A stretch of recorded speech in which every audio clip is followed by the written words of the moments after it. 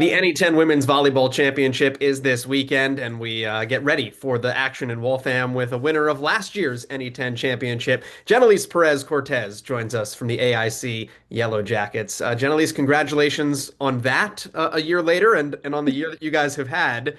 Thank you. What's it been like to be a Yellow Jackets volleyball player? You guys have put together quite a run. Well, I feel like the team is like very like our culture is very like together.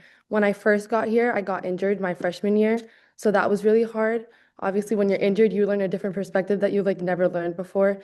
But I feel like still like part of the team even when I wasn't on the court. So I feel like we're very like put together. I feel like our coach is very good.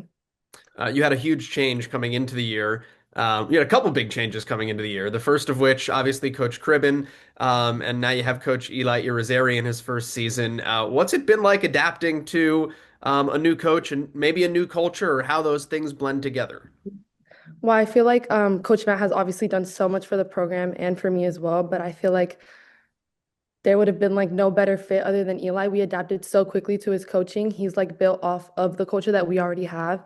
So like I feel like everything happens for a reason. And then when it comes to Vico, our player of the year being injured like this year, I feel like Danny and Zoe are our setters now. Danny, who has been a libero her whole life, to turn into a setter in just a couple days is crazy, but she's done so good at it. Zoe came back from an injury. She's a sophomore. And I feel like we showed that we can adapt to change very well. We have a lot of depth on this team, and I feel like whoever's on the court is going to perform. Victoria Mendez, last year's Player of the Year, was your setter. That happened in August too, so it was a late adjustment for you guys.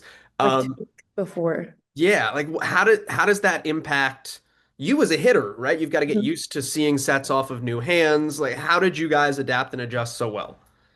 Well, it was like obviously like, oh my gosh, what are we gonna do? Because we have no one else. Like we have Zoe, who we weren't sure was ready after her injury, and then we had a transfer who, like, because of her transfer credits, like she could not play. So we were like, what are we gonna do? But when we got here, Eli made that change with Danny, and Danny and Zoe both have gotten reps with like all the hitters, the middles, the right sides, the outsides. So I feel like they put in that extra work so that we could play at a good level at our highest level. And I feel like that shows, I mean, we're here at the playoffs, so. How much did it help for you guys that Victoria played both setter and hit, right? So you guys had some certain situations where you were playing with multiple setters, and it wasn't always looking off of a set from one person's hands. You were getting used to seeing some different kinds of sets and balls. Um, was that part of an easy adjustment for you because you weren't so set on one thing all the time? Yeah, I feel like both like Coach Matt and Coach Eli, we always practice everyone like having hands. Like you have to be able to set because the ball's out of system. Anyone can get the ball. You have to be ready to adjust. We play like 60% of the game is out of system, so we aren't always getting sets from the setter. So I feel like it's always been like adjusting. Like we just adjust really well, I guess. Tell me about the job that Danny's done. What's your impression been of somebody changing positions and doing it so seamlessly?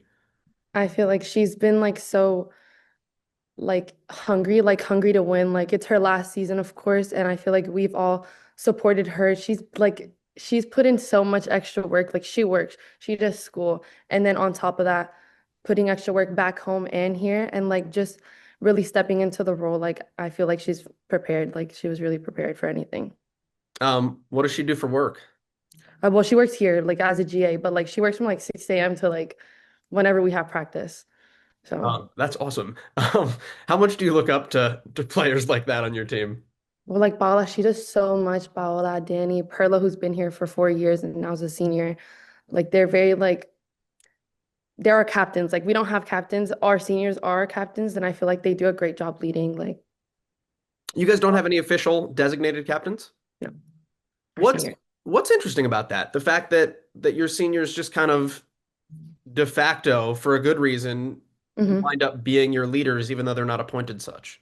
I feel like in the beginning of the year, like when Eli came in and Coach Matt, because we've never had captains, but everyone needs to know and learn how to be a leader on the court. Everyone's a leader, not just one person, because we all learn, everyone's so different. So we all can learn different things from different people. So I feel like it's a good thing that That's our awesome. seniors are our captains. The culture's worked out really well for you guys. You head into Friday night against Adelphi as the number 3 seed, the defending champion. You guys will be successful this weekend if what? Fill in that blank for me.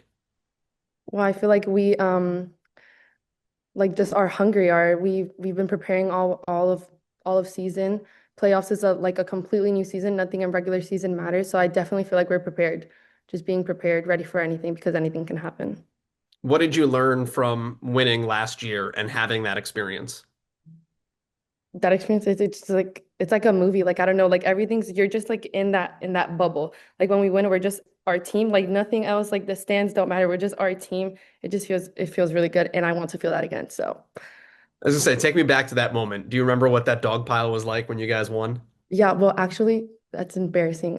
So I got the last block, the final block, and I turn around because I'm like so obviously so happy. I turn around and I trip. And in the video you can see me trip and everyone's like in a dog pile. And I'm like, but then I easily forgot it. We were just in a movie again. In the movie, all you hear is the music, us chanting. It's really fun. It was intentional though. You were falling into the dog pile. Of course. Yeah. How did you get into volleyball? Why do you play? Why do you love it? Well, I started when I was 9 years old. I used to play gymnastics. My aunts and my mom used to play, but they've only ever played in high school. So I'm like the first person to play like any college sport. So it was like a birthday gift that like she just wanted me to try out as a birthday gift. And like my dad was always very athletic. He did swimming, basketball. He did soccer before. My little brother plays soccer and basketball now. So I feel like we're all very athletic. And like I don't know. I feel like everything just happens for a reason. I feel like I was meant to play volleyball, even if like my mom didn't play always. She only played in high school. But like, I feel like I was always meant to play volleyball. I mean, I love it. It was I a feel birthday gift for you to try volleyball or to her that yeah. you were trying volleyball. No, no, no, like a birthday gift to like as a tryout. Like just like she just wanted to put me in a tryout, and I ended up loving it. And then the coaches that I had, like very young, they helped a lot too. Like it was good. Do you ever miss gymnastics? No, I maybe did that for like maybe a year, like maybe a year. I This don't know one what I seems would do if boring. I wasn't playing volleyball. I don't know what I would do. I was gonna say, what else do you do? You're in school for PT. Mhm. What occupies your time off the court? Well, after being injured, it was like kind of like a like sudden stop. Like I just didn't know what like I've always been like live, love, laugh volleyball. So I just like really like started thinking about what I wanted to do like with the PT major and like when I got injured, just having the PTs that I had, like mentally and physically, they helped so much. I feel like they really impacted my life. So like I want to do the same for other people. So just being like maybe like a professional sports organization PT or like I am interested in pediatrics as well. So just going into that, just really thinking about like because volleyball is not forever. So really thinking about what I wanted to do after. And if I'm not playing volleyball, I'm always with friends. I don't like being alone. So being with friends and yeah. Um, was it the injury that got you turned on to doing physical therapy, or were you already a PT major and then you just got exposed to it from a whole different angle? I was a PT major, but before that, I was interested in marketing more. But I just feel like marketing is like a more difficult like program to get into. So, and then Um, PT just fit. Volleyball's not forever, you said, but how long can volleyball go? Is it something you want to do after your time at AIC? I would be interested in playing professionally, whether that's like overseas, in PR, because Tell that's me where I was about born. Yeah, tell me about volleyball in Puerto Rico, because I feel like when you see Puerto Rican volleyball players stateside, there's always a certain level of energy, excitement, Yeah. exuberance. What's the culture like of volleyball on the island? I just feel like, well, I moved when I was 3, so I never got to play volleyball in Puerto Rico, but just like our energy on the court is like just unmatched. I feel like we're very just as is competitive. Like I mean, Paola has shown that like her energy on the court is like something else, and I like I love that. I feel like Puerto Rican volleyball is so fun. It's competitive, but like a healthy competitiveness. So How big a deal would that be for you, having moved away when you were 3 to maybe mhm. have the chance to go back and play professionally? I would love to do that. I would love to. I feel like when I moved to Florida, we moved to a place where like it's like a huge like Puerto Rican population. So I was still always surrounded by that. I just like never played in PR and the way the girls that play over there, talk about it, like it sounds so fun.